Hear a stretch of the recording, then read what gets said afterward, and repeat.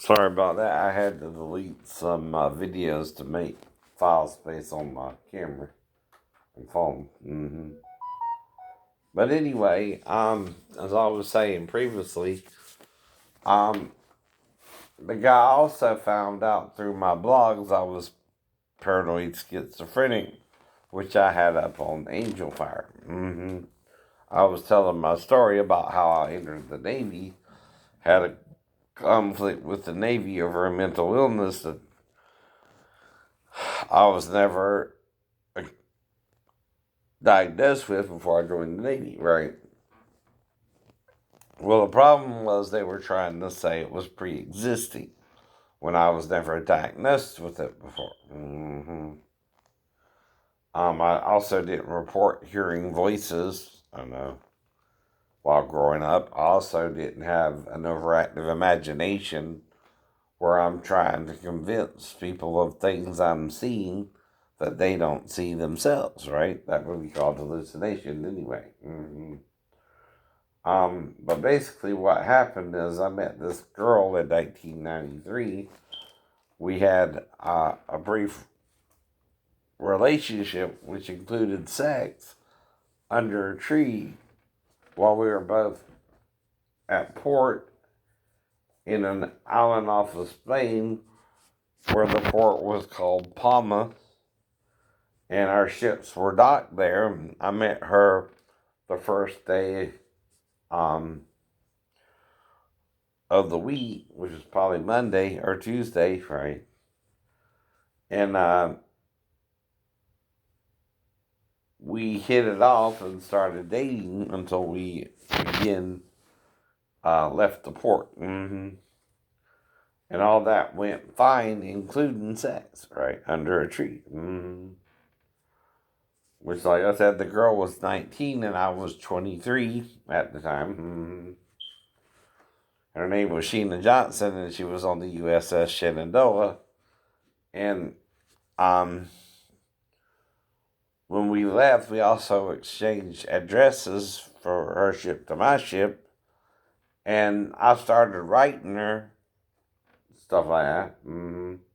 And somehow during that, the relationship crumbled real quick.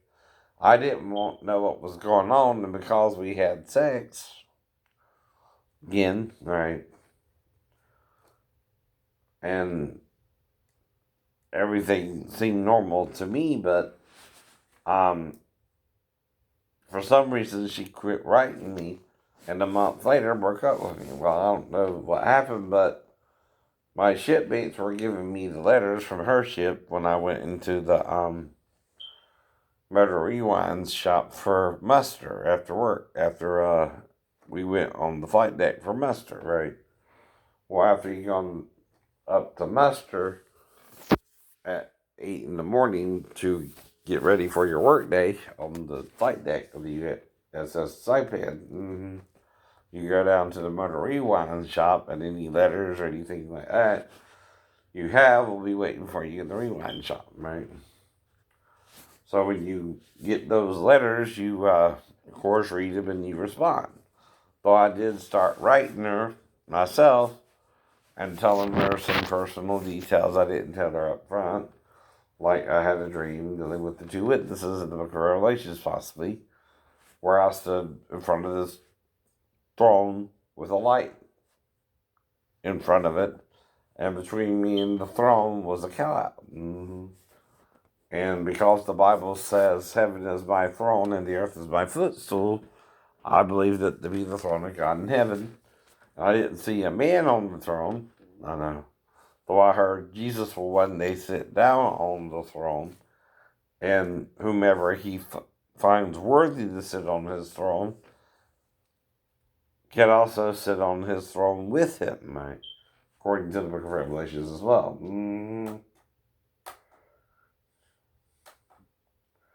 Well, anyway, that's part of what John's revealing in the book of Revelations, that there are seals written on the back of the book that if men don't read it right, they don't understand what's going on, right?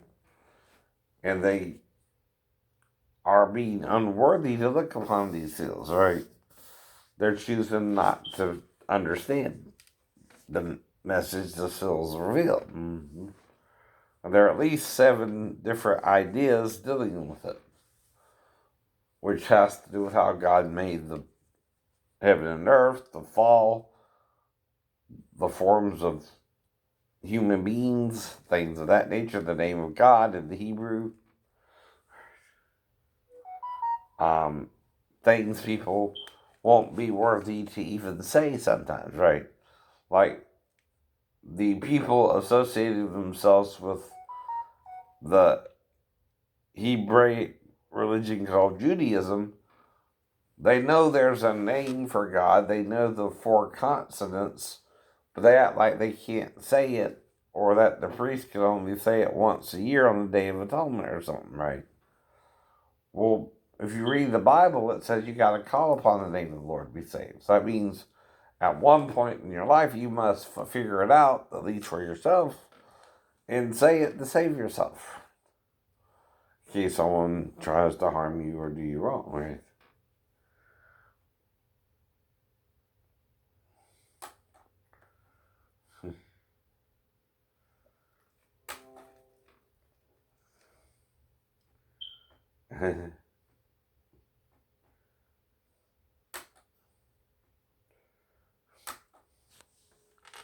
So anyway, I keep been having to deal with these guys for over 15 years on YouTube. Once I started telling my story, right? And I got diagnosed with a mental illness called paranoid schizophrenic because of all this. I call it the Sheena incident was happening. I started hearing voices a month later when, for no reason, she started trying to break up with me. I know. And I don't know what happened, right? So I've been going over theories about that too, right? Now, his problem is if someone attacked me on base, right, he would have to attack me after I was legally separated from my ex-wife for 20 days or more, right? He would also, while we're discussing something, because I got locked out of my room, and while I was trying to get into the room, and he may have attacked me over me training into ninjutsu and karate when I was in my teens from 13 to 17 under my martial arts instructor, Cliff Young, who was a black belt back then, right? Now he's like a Shidoshi or a 10th degree black belt. That's all right.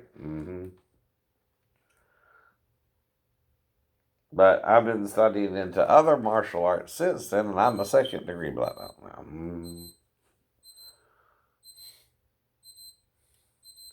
But anyway. I know that. Now, if someone is carrying a gun and it's concealed, of course, you're going to try and stop them from even drawing the gun. The first time. The second time, they might have the gun out and just try to shoot you, right? But then you tell them you heal like the Wolverine through your faith in the God that raised Jesus from the dead. And after that, they're just being an ass, right? They don't get it. But anyway, well,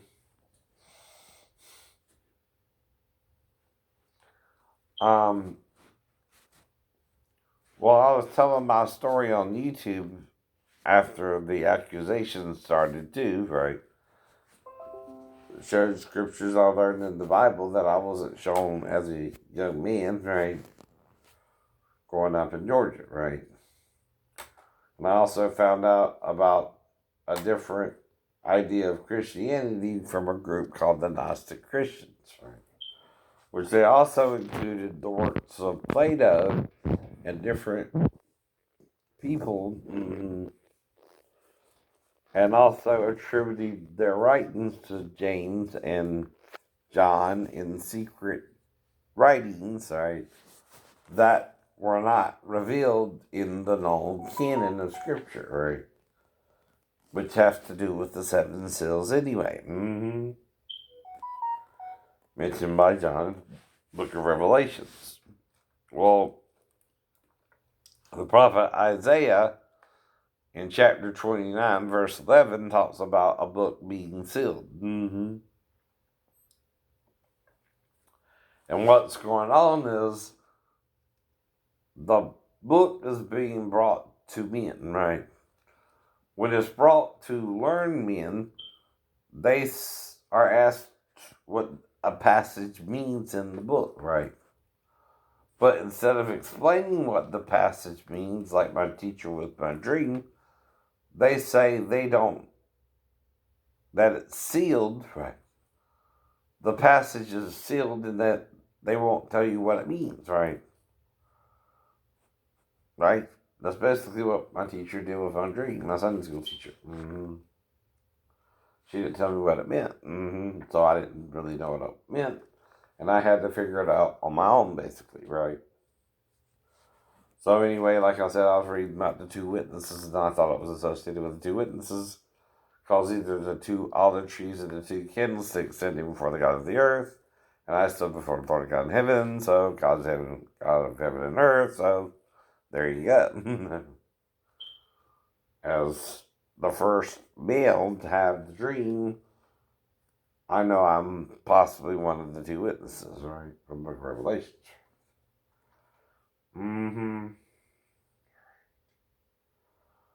So again, I started trying to understand all that by 91 when the first Gulf War happened, right? First Gulf War involving Saddam Hussein and all that. So I joined the Navy in 90, went through ACE camp and all that, ACE school. What they call basic training. Completed all that, did well. Did well through ACE school. Got a 79 final grade, right? Which was a C plus, but also, when I got to my ship, I had problems with my shipmates' training. One of them electrocuted himself. The other just kept asking me if I was gay 3 times until we went up on the. He wanted to go up on the flight deck to fight me over it. And then I had to bust him upside the head because he pushed me through a tin wall. And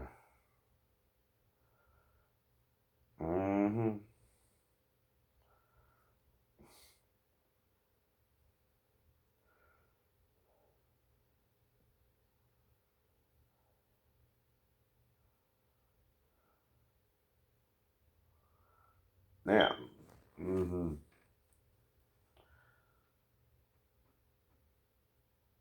If you're sitting in someone's line of sight and they are looking in your direction and they tell you not to look at them again, how many times are you going to look at them again? As long as you're eating your food, as long as you're eating your food, right?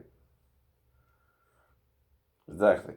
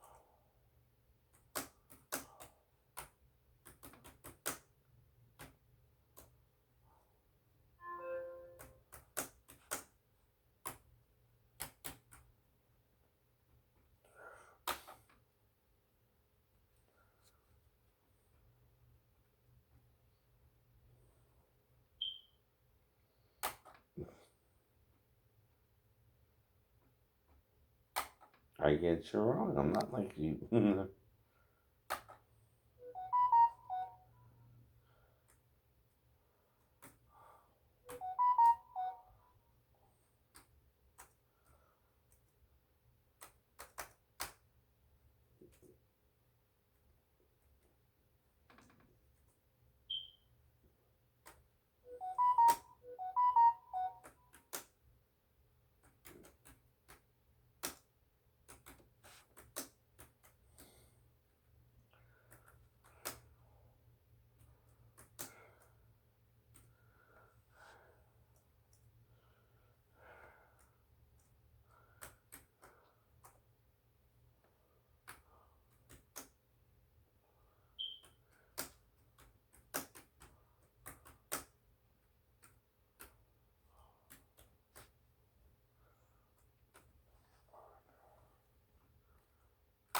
Mm-hmm.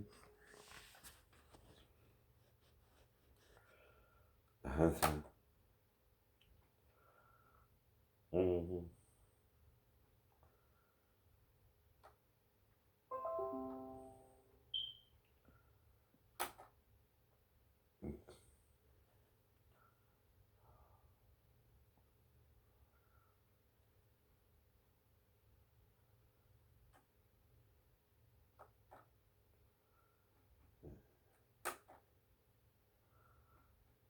Mm-hmm.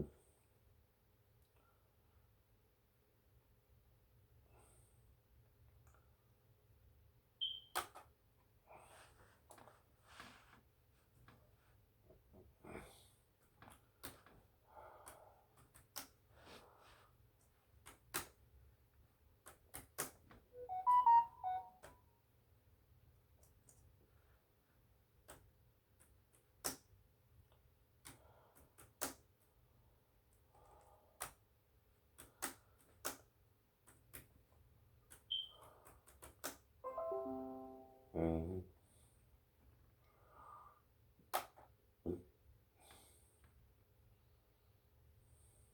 You don't. Mm-hmm. Mm-hmm. Hello.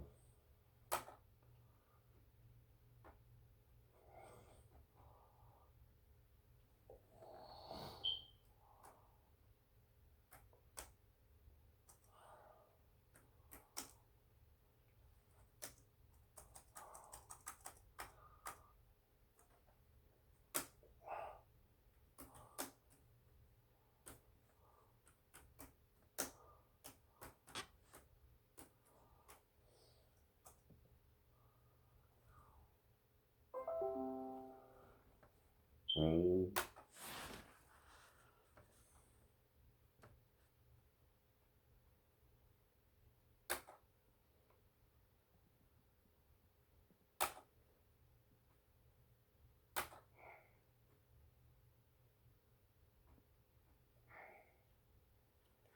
Mm-hmm.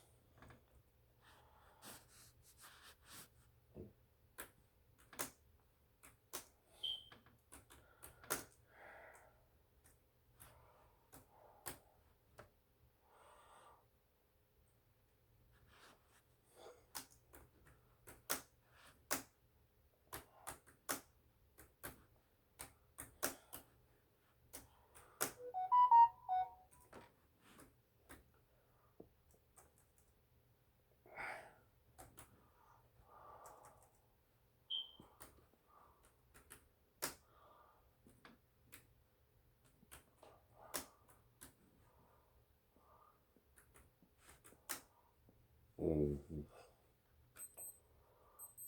Mm-hmm.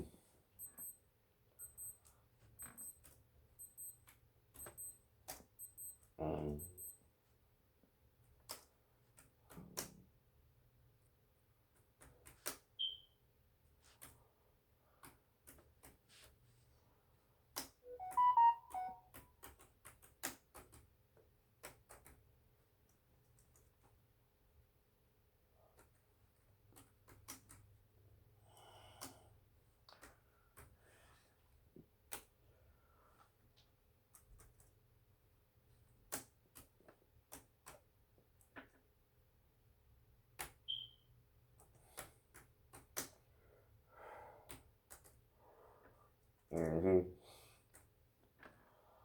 That's, mm-hmm. Right.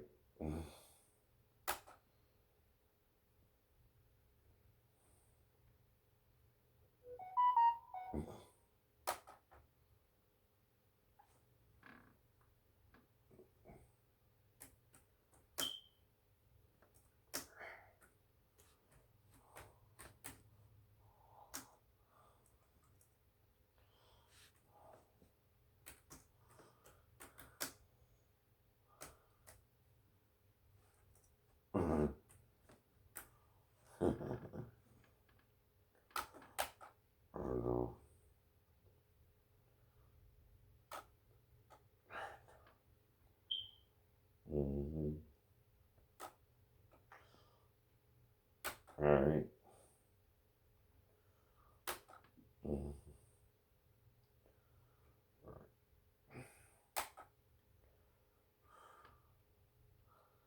So anyway, someone's using a Fonz image to attack me on YouTube, right? And it started with an account called Shame on You, Shane. And some guy just started attacking me over my naval career, which I have evidence of, including the three-story fall where I'm knocked out my room, right? Which is all documented in my medical records. Well, it looks like someone attacked me instead of me falling as well. And that because of my martial arts training. Um, I was able to get into my window to see if it was open, right? On the third floor of our building I was living in, right, at the time, right? Which was just a three-story building, right? Well, I had watched ninja movies growing up, Ninja 3, Revenge of the Ninja, Ninja 3, The Domination, right? Involving an actor from Japan called Sho Kosugi, right? Well, because of that, when I started taking martial arts, there was an author by the name of Stephen K. Hayes, and I started reading his books on ninjutsu, which was just about him going to Japan and studying under the ninjutsu master called himself Dr. Hatsumi, right? And how he uh, learned ninjas techniques from him, right? And it was to explain ninjutsu as a martial arts and not just as a movie prop, right? So I started reading the books and stuff like that, written by Hayes, right? And I still got the copies of it. And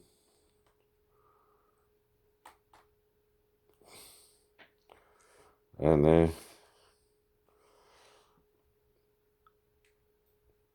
mm-hmm, mm-hmm.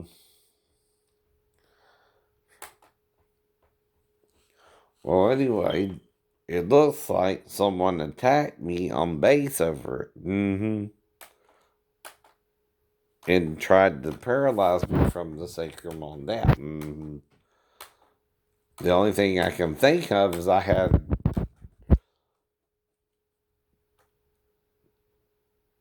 after I got off the window ledge, right, got down somehow, either jumped, scaled down the wall, or flipped back up, right, to the roof, right, because I was like 4 inches from the ledge anyway. Well, when I told them the story, they freaked out over me studying in jiu-jitsu under Stephen K. Hayes' books, right? Right. Like, you can't do that. I also explained to them how I was doing gymnastics a little, including cartwheels, roundabouts, walkovers, things like that, that a gymnast might would do, and I could even make a full revolution around a swing set, and like a gymnast on uh, the pole bar, do a full complete revolution around a pole bar, right? Which you see them do in gymnastics, right? Now, the male has a single pole bar. The female has a double pole bar. Because you don't have testicles, right? That's why that is, too. Well, these idiots started attacking me on YouTube for no reason. No. And trying to distract from my story because of the blogs I had written telling the story. Well, why would this even concern them? No. I'd also been watching a show on NBC called Law and Order SVU, based off of the Law and Order series, which started in '94.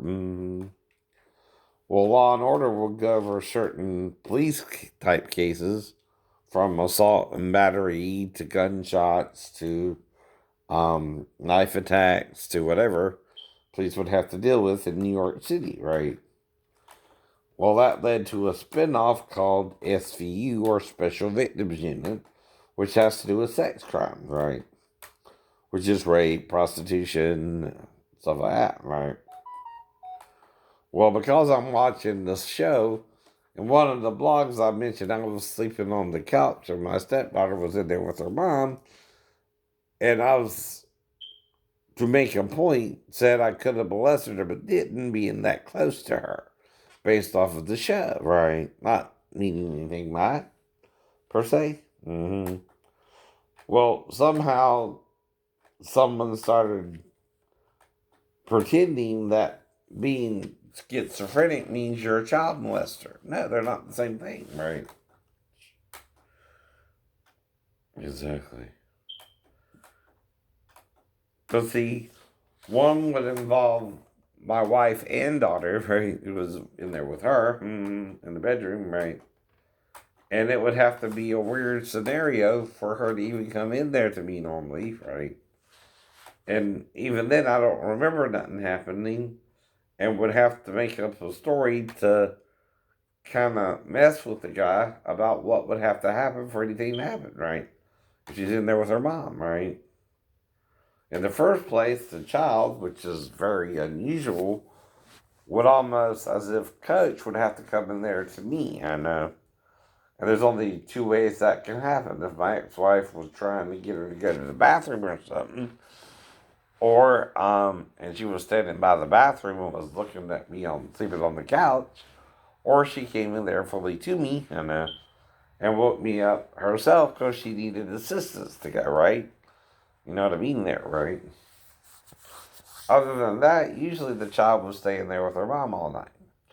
Now, also, if you're asleep, and your wife and stepdaughter are asleep, even if the child does need to go to the bathroom, usually they're told to wake up their mom or something, right? And before they go anyway, their mom should escort them, if the stepdad's sleeping on the couch, to the bathroom, right? Or again, right? The stepdad might think she's in there with him alone. But if he does, right, all I'm doing is making up what I might would have done, not saying it really happened either. Now, of course, if the stepmom is awake, and the stepdad don't know, he might would interact with the child if she wakes up with him in there, but he still don't know what's going on with the mom, and might would think the daughter's in there with him alone. So we're making up hypotheticals based on all that, right? If that were to happen, right? And what it would mean, right? Well, like I said, the only way I would have to do something with her is if I assumed she was trying to go to the bathroom and went over there to assist her if she was staring at me sleeping on the couch, right? Right. So I mean, there woke me up, right? So this is not just some story I can prove or not prove, or they can prove or not prove in court anyway, I know. Because there's nothing serious going on that would make anything I did with the child and interacting with her an actual crime, right? Either. Right. So in my stories, I started talking about sticking my tongue out at her and licking her one time and pretend. So I'm also explaining what I would mean there and making that part up too. Well, the reason is I had a one night stand with a woman as well while in the Navy, and she brought me to her apartment and had a daughter and roommate living with her, and left me in the living room area when she went to bed after we had made love on her love seat, and she went into the bedroom, right?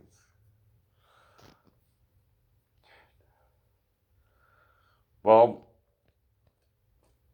the next morning I wake up and the daughter and the roommate, I kind of meet them while I'm laying on the floor watching TV, and the daughter starts hovering over my face and sits on my face with her crotch in my face, right? Right. So I started making up little stories about my stepdaughter waking me up with a crotch in her face or something, right? Being sarcastic, right? Because, see, that can really happen, but you don't know why it really happened either. I don't even know why the girl did that, but unless her mom told her what I did with her last night included oral sex, right? And that's what I figured. Her mom must have told her I did something with her sexually, including licking her down there. And I wanted to find out what it would feel like and did it herself. I don't know. I don't know. But that's all I know might could have happened, right? If the child came in there or not, right? I also remember taking showers with my mom at an early age. So again, and I'm not the one creating the scenario, they are, right? By accusing me of doing something with her anyway, so I make up the story and start arguing with them about it on YouTube, right? Because all I'm doing on YouTube is doing impersonations of people I heard on the radio growing up, right? Which, like I said, if you do it under educational purposes, it's legal to do that, right? Mm-hmm. Right. So I was educating people on how I learned to do impersonations growing up, right? Which is teachable. See, something has to be teachable to be educational, right? Well, anyway, barring all that, when my stepdaughter could have came in there to me, I'm only telling you what I might could have done if she did or didn't, right? Right. Well, like I said, if she's ever by the bathroom, the logical assumption is, right, and she's looking at me when I'm asleep on the couch, is she might need help going to the bathroom and wanted me to simply pull her panties down or off, right? Now, okay, and another problem is you don't know whether to take them on or off, right? Pull them down to her knees or do you pull them all the way off? So that's another thing you might would do, right? Pull them down to her knees or take them completely off, right? Well, in the story I just said, I just went ahead and took them off, right? Right. I mean, right. There's always two things you can do in every situation, and different ways the child can come in there to you, per se, right? Now, she can also be near the couch and, you know, try to wake you up by talking to you first and not even touch you, right? Or she can get right up in your face and kind of try to shake you awake, right? It all depends. It all depends. But there's more than one possibility. That's what I learned when I was reading the books by Stephen K. Hayes. The different elements a human being acts out with in their mind. Don't know. One is called earth, one is called fire, one is called water, and one is called wind or air, right? And then there's void, right, which is kind of nothingness, right? Well, again, in studying in the jiu-jitsu, I learned there's more than one possibility in any one given situation. Now, if you're making up a story anyway, you first tell them, I'm making up the story. Right? I don't recall this even happening, but if it did, it would have to go down this way. That's what you're telling them, right? It's not even provable in a court of law that I even touched the child's vagina or any type of molestation even occurred because I was never charged with any crime associated with that, right? Not even after a year after I fell, I divorced my ex-wife, right? I fell September 15th, right? 1994. By September 12th, me and my ex-wife were divorced in 95, right? During that time, no one charged me with molesting my stepdaughter. Not even up to now have I ever been charged with touching my stepdaughter by anyone.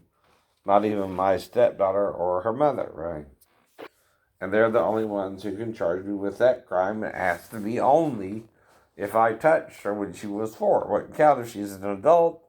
Wouldn't count if I divorced her mother. Wouldn't count any other way either.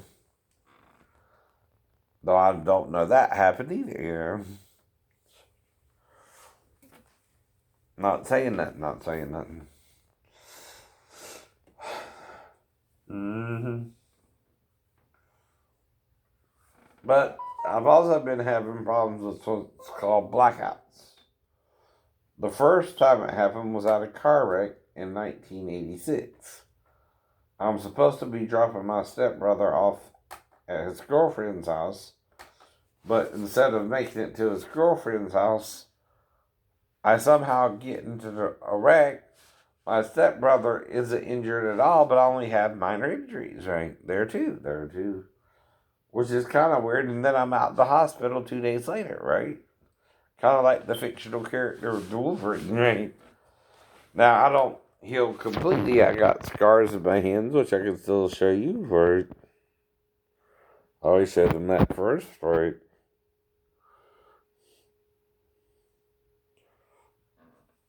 Mm-hmm.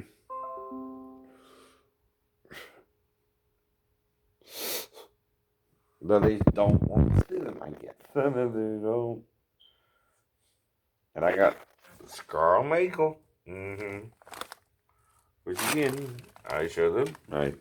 And two different sets of scars on my pelvis because they screwed 3 screws into both pelvises to kind of hold my pelvis together while it healed, right?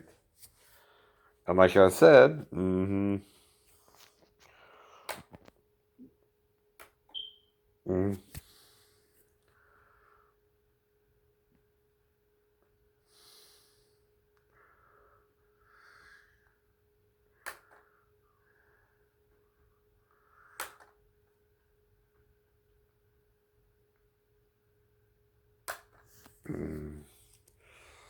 this is the result of that.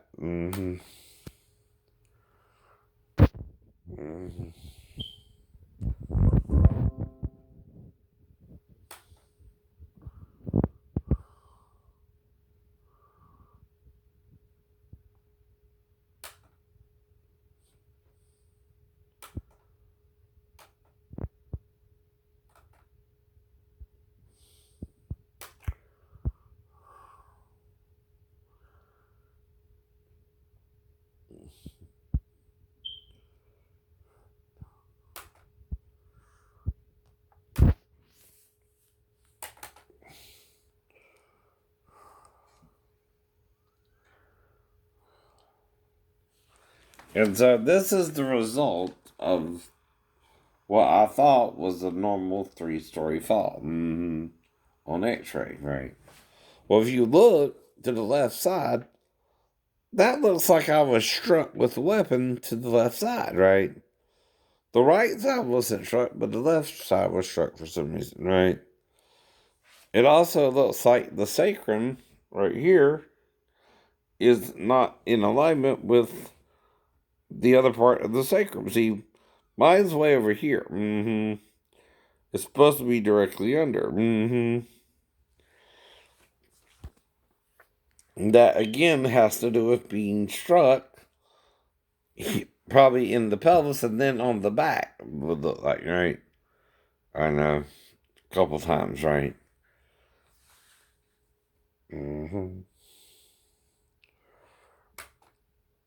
And then you have the CTs all the way down.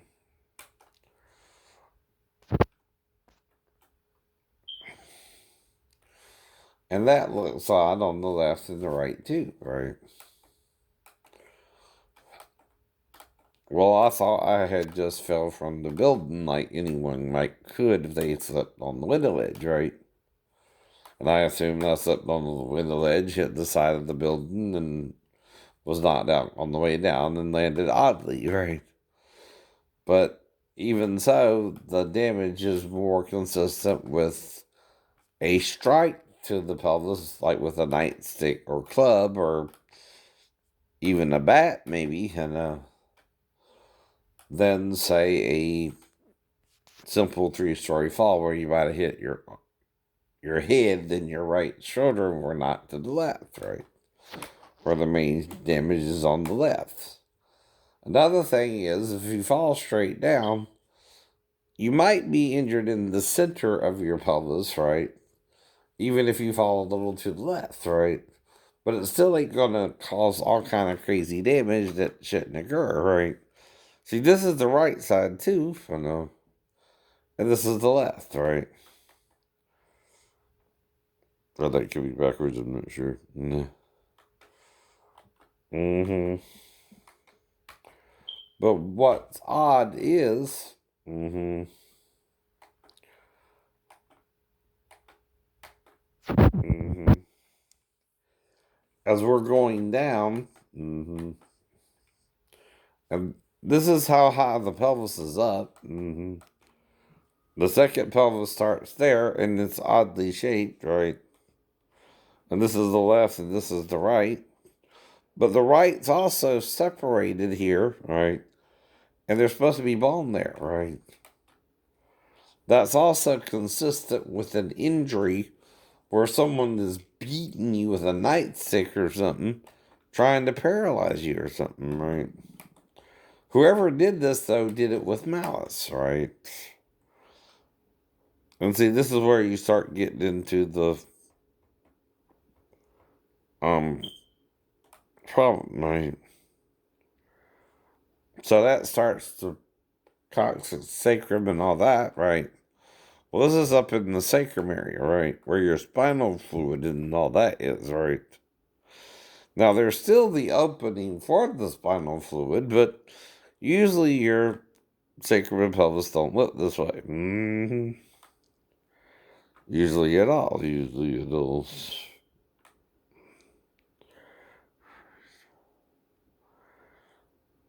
So all that's, this is the left side again, that's the right, right?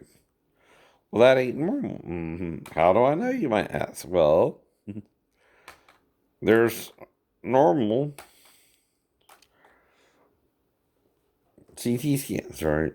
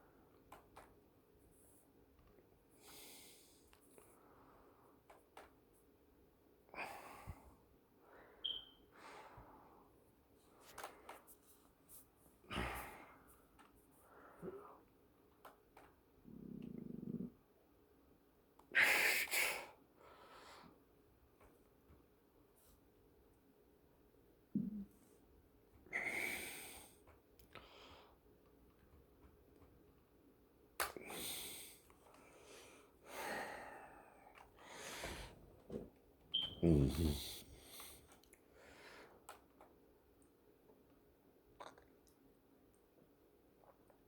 Mm-hmm.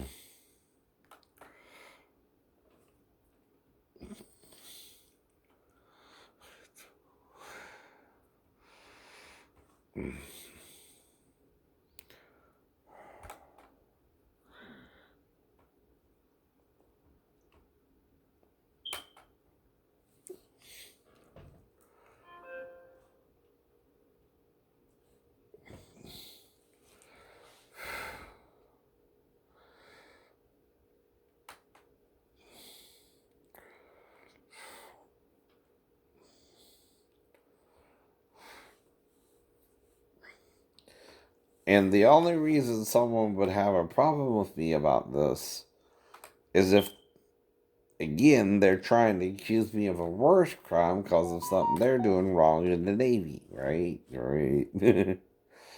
Well, the only thing you might do wrong in the Navy is be gay, right? Right. Because we all know that. Mm-hmm.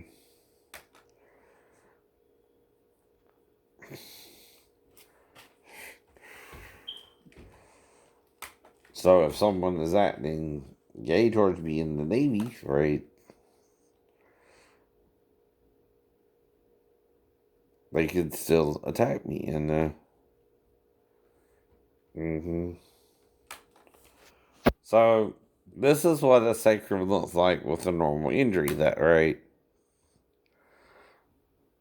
Mm-hmm.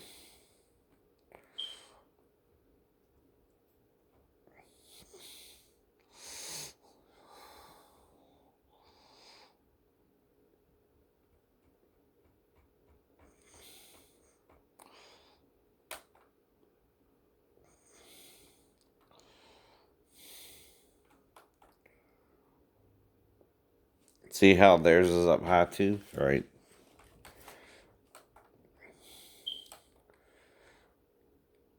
Mm-hmm. Right. And the bone's different, right? They got the full bone there, all the way from here to here, right? There's bone, right? I'm missing bone as if struck, right? Mm-hmm.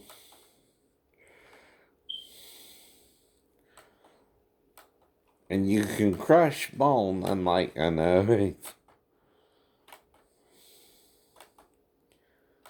other parts of the body, right?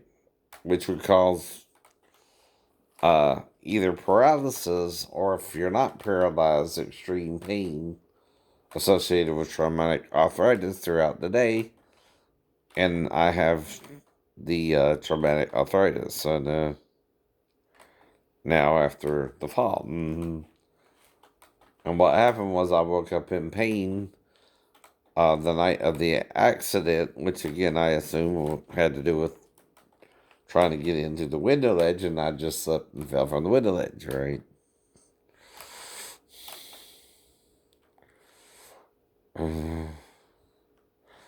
So this is the side view, and they're laying on the side, right?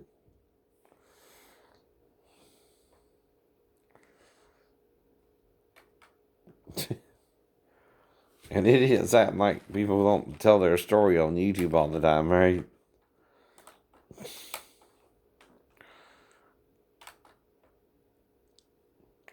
Well, they seem to have a problem with a miracle, it seems, right? Because if you get up and walk again on that, that's a miracle. That's a miracle.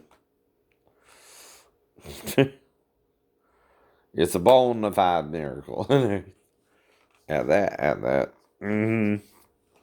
Well, like I said, most people, when they're injured, right? Um, the only way you would stay down is if you don't feel. Mm-hmm. Right? Like the guy who was lowered in through the roof in the Bible, he was laying on a cot, fully prone, right? But Jesus told him to arise, take up your bed, and walk, right? And basically forgave him for his sin, right? And by forgiving his sins, right, the man was able to walk and get up and walk. Mm-hmm.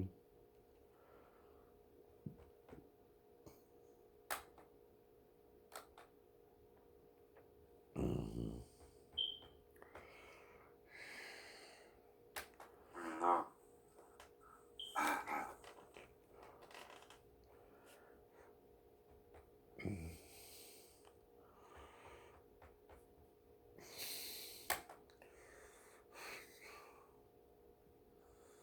Now, who attacks someone over something you can't prove one way or the other, like this anyway, normally? No one in their right mind, in their right mind. Mm-hmm. And, and see, this sacrum is in the center with the x-rays as well. Mm-hmm. In trauma, we do some oblique views called Jude views, and this is a focused in example of what would be a right hip on an anterior oblique view. And basically, the patient is tilted up about 45 degrees, so you're shooting down the hip articulation here, and you get an oblique view of the hip and pelvic structures, which I'll look at in a moment in more detail. So the opposite view would be to tilt the patient the other way and imagine, the pelvic brim where, fetus. That's the back view of the going into sacrum the as pelvis well. that way, Mm-hmm. or something coming out of the pelvis this way. That's And the this way I is remember it. this sound view. When we get to the hip, the anatomy is important to realize because we think of it as a ball and socket. But the important thing about the hip socket itself is that it's not a complete hemisphere of bone or articular cartilage. So here you can see this peripheral zone of the acetabulum. Now, another thing is, I didn't really preach a lot or be into the Bible a lot until after the Navy either, right?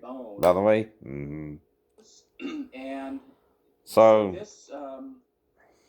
this one, maybe, now a normal pelvis, everything is aligned, right? With the sacrum being in the center. But if you're hit with, say, a nightstick, right, and you're injured, right? So there's their pelvis and sacrum, right? one that I showed on the slide. This is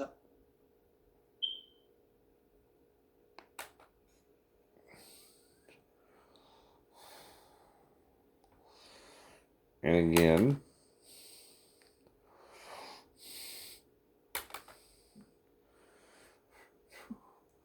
here's mine. Now, whoever attacked me, though, is trying to punish me for something, and already did, right? Say I did do something weird in their mind to their daughter. Well, that's done taken care of. Ain't you done punished me for it? Let it go. Let it go. Does it bother you that God's healing me and I'm getting better or something? Oh well, God's healing me and it's getting better or something. Because all you have to do with God is confess your sins and you're forgiven your sin.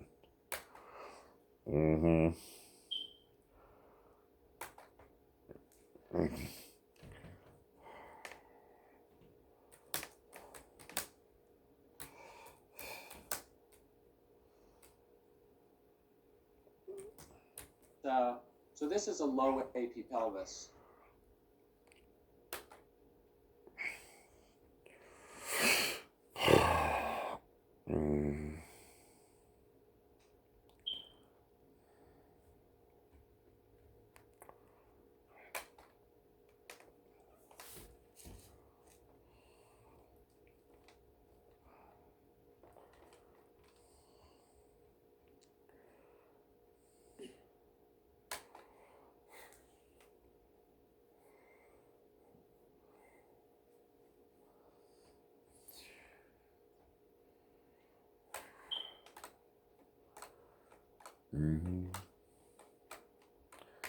Now, they also don't understand the concept of being one of two witnesses and what all that means, right?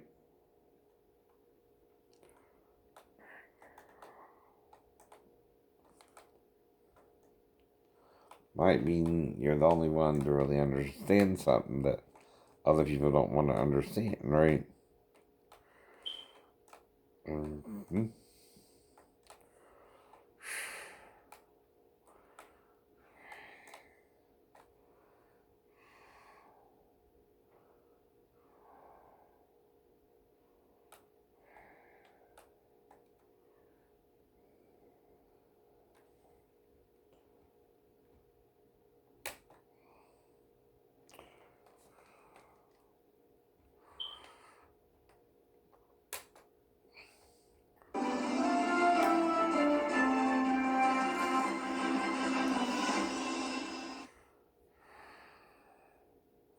This is video podcast 22. Well, I'm educating people on pelvic injuries and how I have one, how I'm walking on one still, right? And sacrum injuries, right? In this video podcast, we're going to discuss pelvic trauma. And I'm doing a commentary or a critique of these videos too, under fair use. In the next video podcast, we're going to discuss fractures of the acetabulum and sports-related fractures of the pelvis. Imaging of this video is put out by R. Furman Gross, MD. Important information. CT scans, especially that's giving him credit, right? Under fair use, all you have to do to use the material is A, be able to teach that material, put it in a teaching format, and then teach people how to do it, and give credit to the person who wrote the material. Say it's lyrics of a song, you just say who wrote the song, right? The pelvis consists of two arches or rings. The anterior arch is made up of the ischium and the pubic bone, the posterior arch made up of the sacrum and the ilium. It's important to remember that when there are ring structures, fractures to one part of the ring frequently result in fractures to another part of the ring. So that when there is a fracture,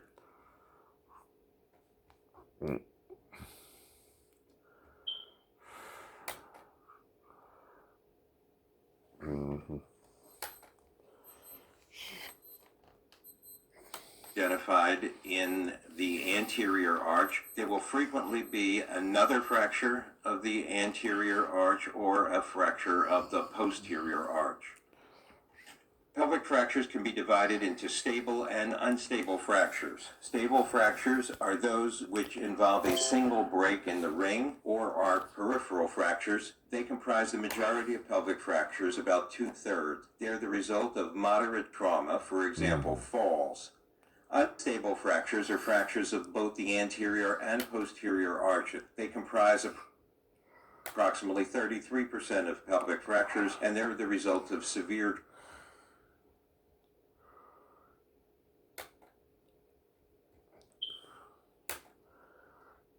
trauma, for example, motor vehicle accidents. The stable fractures we're going to talk about are a solitary fracture of the ischioramus, unilateral fractures to both rami, iliac wing fractures, also called DeVerney fractures, and isolated sacral fractures. Solitary fractures of the ischioramus are the most common of all pelvic fractures, occurring in about 40% of all pelvic fractures. They are also the most common stable fracture. They are usually seen in osteoporotic females. They are frequently called insufficiency fractures, and the red arrow is pointing to a sclerotic line, which is frequently the only finding at the site of the fracture of the ischium or the inferior pubic ramus. Unilateral fractures of both rami, if distracted, should alert you to the possible presence of other fractures of the pelvic ring. In this case, the red arrow is pointing to a fracture of the pubic bone and the white arrow to a fracture of the inferior pubic ramus. Iliac wing fractures are also called DeVerney fractures. They are usually due to direct lateral compression of the pelvis, such as occurs in an intersection accident. Both the anterior and posterior arches remain intact in such fractures. They can lead to perforation of the bowel, which represents then an open fracture and is more prone to complications. The red arrows are pointing to the fracture of the iliac wing, to which the white arrow was pointing. Isolated sacral fractures are usually transversely oriented. They are very difficult to detect, and a lateral view can sometimes show angulation of the sacrum or coccyx. Isolated fractures of the sacrum, remember, usually occur transversely. Fractures of the sacrum that are associated with other pelvic fractures are almost always vertical in orientation. Unstable fractures represent about 1/3 of all pelvic fractures. They include the Malgany fracture, straddle fractures, pelvic dislocation or sprung pelvis, and a bucket handle fracture. A Malgany fracture is the most common unstable pelvic fracture, about 14% of all pelvic fractures. It is a vertical shearing fracture that involves both the anterior and the posterior arches. It is therefore both anterior and posterior to the hip joint. The hip is commonly displaced upward. Clinically, it can resemble a fracture of the hip, and they most commonly occur through the pubic rami and through the sacrum. This is an example of a Malgany fracture. You can see the fracture in the ischium, the fracture in the pubic bone, and you can see the disruption. Okay, let's look at mine, right? Now, mine is weird, because this here is your ischium, right? And see, mine has kind of a hole in it, right? Oh! No pelvises usually have a hole in it, right? And that sign of a fracture, that there's a fracture that has it healed, by the way. And you never see that with a pelvic fracture where it's kind of like a yin and yang symbol in a hole in there. Or how that happened. Right? I don't know. I don't know either, right? And see, this here is all the foreign because it's supposed to be out here further than that too. It's supposed to be more like this side, right? Right. To begin with, too, was a struck, right? See, if you're hit with a weapon, that's gonna do that. If you're not, right, and you just fall, you see what I mean, right? Uh-huh. So, is this? Did they say this was from a car wreck or something? Right? You're struck with the vehicle. The vehicle pushes the vehicle into you. You're driving, right? And it pushes it where? To the side, to the inside. Well, I'm driving. I'm climbing on the roof to get into the window ledge, and I'm on the window ledge right before I fall. Try to get